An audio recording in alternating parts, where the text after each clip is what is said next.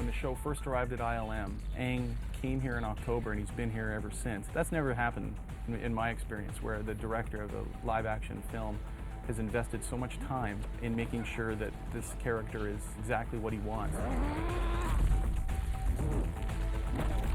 He does know what he likes. He knows what doesn't work. He's very meticulous, but we have a whole team here very willing to make his vision come to life. And action! 1, 2, 3.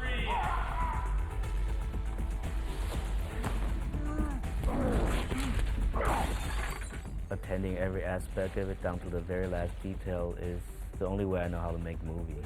It's important for me to keep the same aura, the same way of making movies. I think that's important in filmmaking. In the main theater at Industrial Light and Magic, he stood up and addressed the crowd, and he said, I see film as a work of art, and I not only see each shot in the movie as a work of art, I see each frame of film and each shot as a work of art. So we all kind of gulped and went, well, he's setting a very, very high standard, and that's what he expects from us. And action!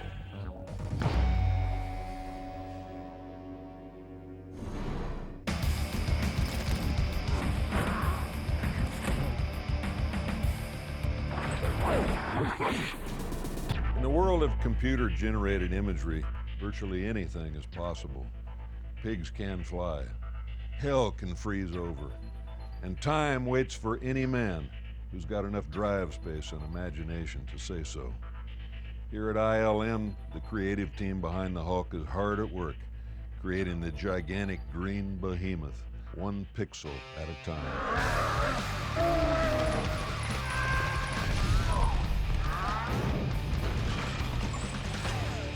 We've got a great animation team that is right at the forefront of doing the most difficult work that's been done working on the show. It's just amazing seeing this stuff, come together, what they can do with a mouse and a keyboard, to give life to these pixels. One of the reasons Aang was willing to do the film was his confidence with the digital artists at ILM under Dennis Muren's supervision that the Hulk would be able to stand toe-to-toe with Eric Bana and Jennifer Connelly and Nick Nolte. I think it's time to bring the sophistication in public entertainment in the computer world, so you can invest your emotion into it, not just watching a creature go crazy.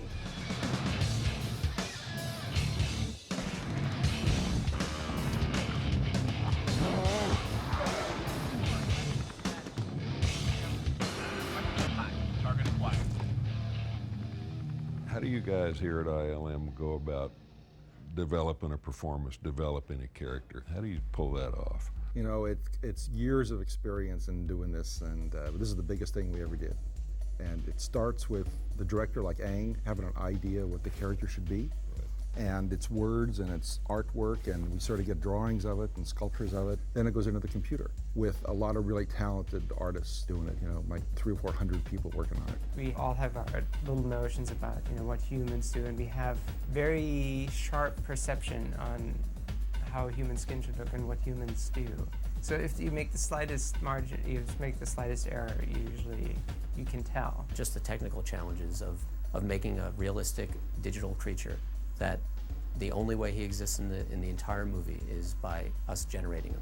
And the levels of detail that need to go into skin and hair and all that is pretty astounding.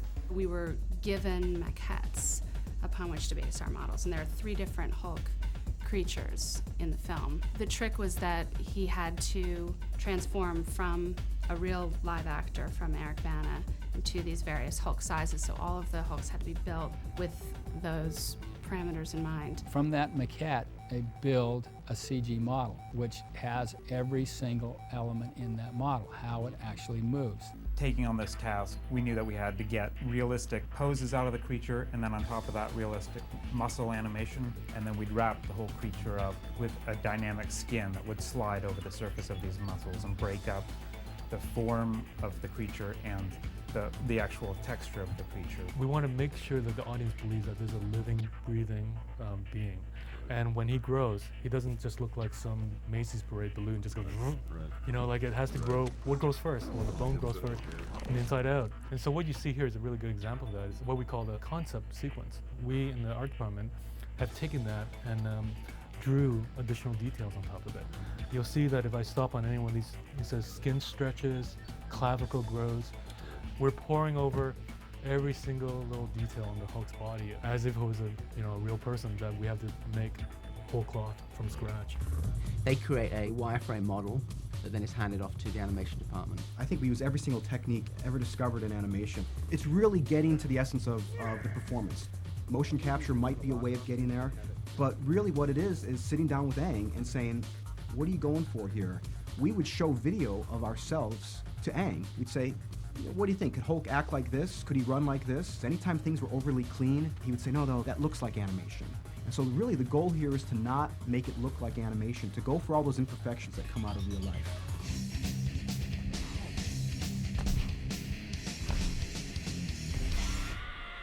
My name's Connelly. I'm going to kind of give you a demonstration of how we do animation here at ILM. And we start out in something like this, where someone called a modeler has sculpted the Hulk in the computer, sort of out of digital clay. And then another guy called a chainer puts in a skeleton that I can actually manipulate and move. So coming in here, we can grab any of these little controllers, and I can, have his head turn around or grab his hand and move it up over here and maybe grab his elbow and pull it down over here. And in doing all of that, we can create a pose at a particular moment in time. We are basically creating 24 pictures per second of his performance and his acting performance and how does he move. I thought what I did was difficult at times. It's a piece of cake compared to this. Oh boy, I don't know about that. It's amazing. Well, once Aang is bought off on that, which is called blocking, then we end up in a program like this over here, which is Cara. Cara's a proprietary software developed by ILM that lets us do facial performances. We work in Cara the same way that we would work in the low resolution program, where we can just save different facial positions at different points in time, and we'll use a mirror and see what our face does, or we'll see what Aang's face does, or film each other's eyes and see how our eyes move when we're feeling different ways, and we try to put as much of that in as we can, try to bring them to life. This is how it looks when I'm working on the facial stuff. It doesn't have the skin or the texturing that's going to make him look realistic later. It's just... But the movement's there. But the movement's there, exactly, and it's there enough to where it's still three-dimensional and Aang can judge the performance. Generally, the animation is done several days or weeks in advance of when it actually comes to us, and then it's our job to integrate that into the scene. So it's a matter of lighting it, shading it, putting skin texture on him. I'm one of 3 computer graphics supervisors on the show who are basically in charge of making sure the whole computer graphics pipeline works together, and also overseeing the work of the technical directors who mostly deal with the lighting and compositing and rendering of the Hulk.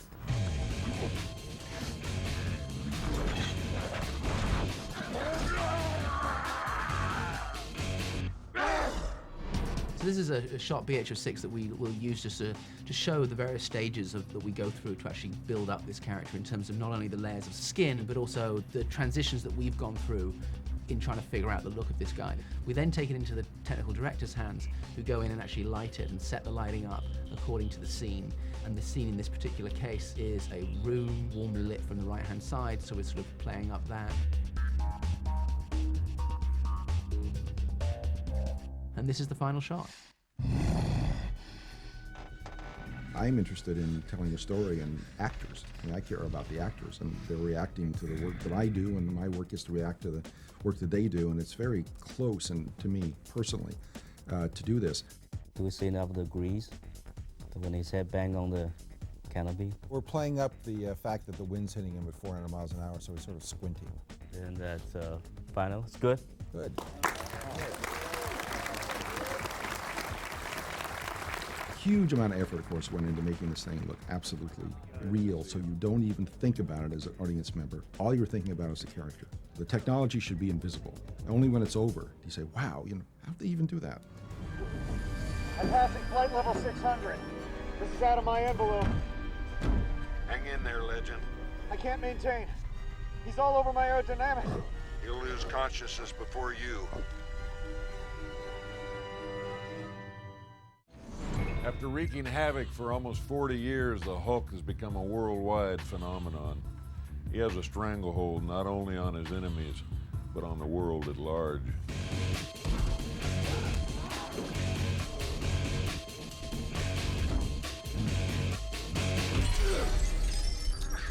I'm Bruno Tapia, and I run the Hulk website, the HulkMovie.com website. I'm a big Hulk fan. One of my earliest memories is my mom coming home with these comics I'd never seen a comic book before, and she had like Spider-Man, Superman, and the Hulk, and for whatever reason I wanted the Hulk. The reason I like the Hulk isn't like your normal superhero. It's more like a horror story. It's more like good tragedy. This is a character that actually has substance to it. He has a backstory. I have every Hulk comic like since 1985. This is the Hulk #1. This cost me $4 grand. Here's a Hulk cartoon video I have. This is the new Hulk DVD. These are puzzles.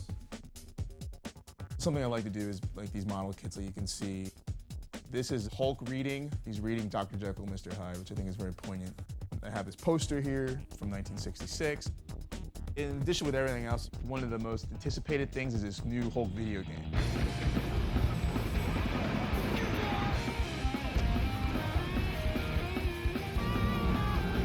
Hulk is the ideal video game character. He gives the player abilities that have never been given to players before in video games. He's bigger, he's stronger, he has great, huge, dynamic, powerful moves. The game is actually an extension of the film.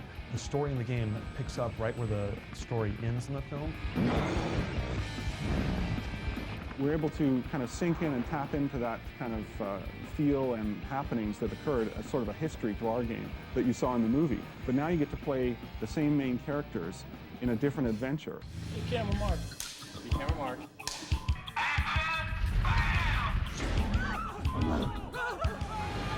Several of our levels in our game are based on the movie set, and they look a lot like the environments you experience inside the movie.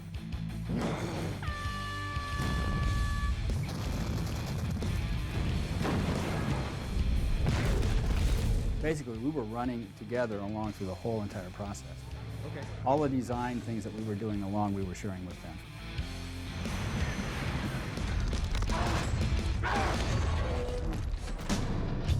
They sent us a lot of images up where we tried to create the same sort of look, same sort of a design style in the materials that they used in their movie.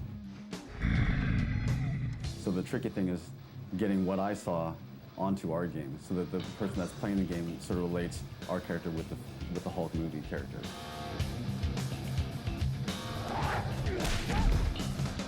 To really push the bar on the game people's side to make a character walk and move and do the things that our digital character does in the film. That was quite a challenge technologically, I'm sure, for them also, just as it was for us in the movie. One of the things we're really trying to preserve is the performance of Eric Bana. We actually recorded him for the role of Bruce Banner in the game. My career, Betty, my entire life, infected by this disease. I'm going after the cure.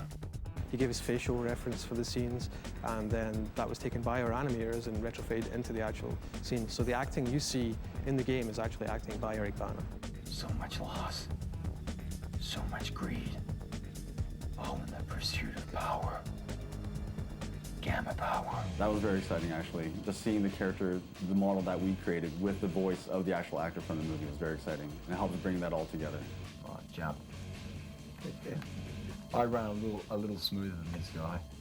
I brought the game along. He got to play the game. He enjoyed running around as himself. Thanks for looking after me, mate. Most people would have said nothing. It's certainly something I'll never forget. I think in the comic book, nobody really cared about Bruce Banner. He's a loser, he's a wimp. But as a movie, I need somebody who has the Bruce Banner manner and the look, but in the same time, potentially he has to have that Hulk in him.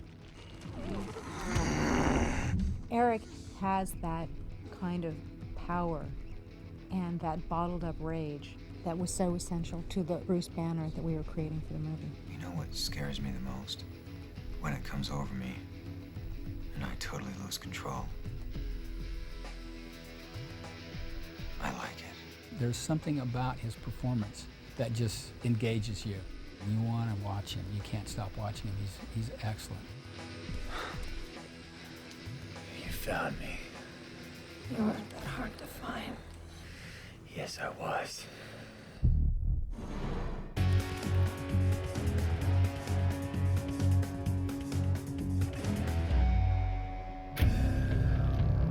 When most comic book characters are created, there is usually some scientific catastrophe to blame, most of the time resulting in fabulous superpowers, like night vision, spider sense, or taking the form of a bucket of ice. However, when comic book legends Stan Lee and Jack Kirby envisioned the Hulk, they had something a little different in mind.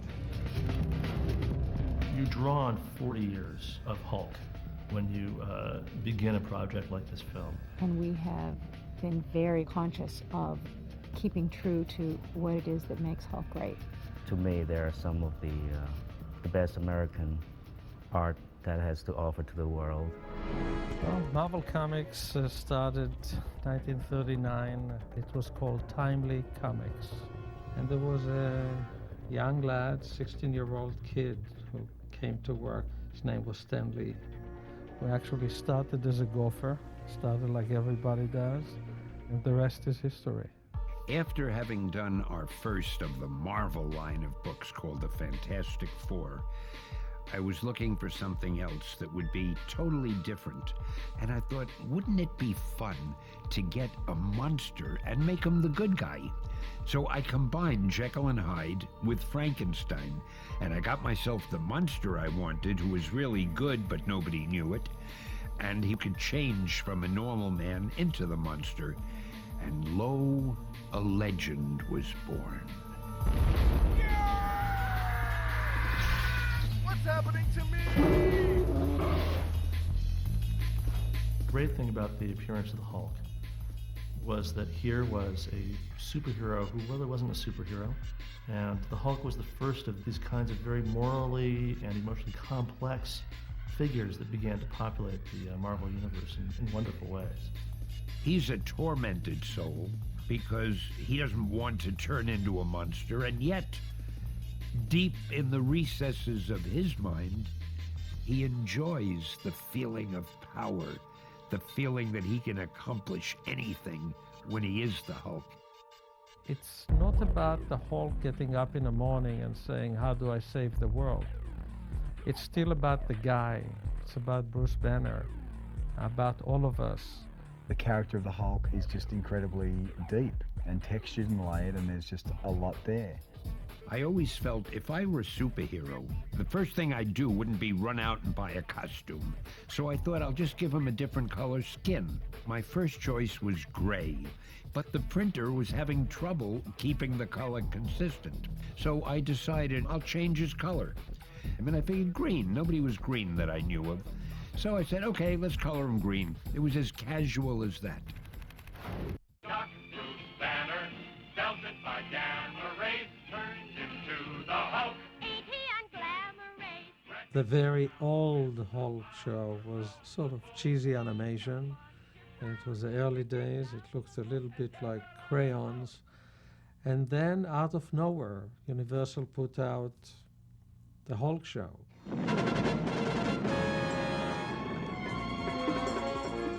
I was a fanatical fan of the television show with Bill Bixby and Lou Ferrigno. Oh, yeah, absolutely. You know, child of the 70s, it was sort of a huge thing. Mr. McGee, don't make me angry. You wouldn't like me when I'm angry. I think there was something profoundly exciting about the fact that you knew that every week you'd get angry and you wouldn't like it when he was angry. Without the advances in technology, we couldn't have made the movie the way it will be. Mayday, mayday! Avi has been so terrific at getting people who have the same vision for these characters as we do. For Ang and for myself, where we went for inspiration was all the way back to the very, very earliest renderings of Hulk and his story. The tradition, the heritage from the comic book, like he has to be a certain size, he has to jump very high and powerful and do this, do the Hulk smash and all that, and I try to preserve that as much as I can. We're aware that we are the caretakers of a character that will outlive all of us. There's really no reason why these characters shouldn't translate well to the screen, because they're nothing but spectacular, exciting scenes of wonderment. You get heart, you get fun, you get tears, you get some message, and above all, kick-ass entertainment. It's about human nature, it's about what drives us, what are we repressing, what's inside of us that we're afraid of. And this is a movie that's able to do that and yet tell a really entertaining story. I feel like after hundreds of issues, this is another issue, sort of a comic book.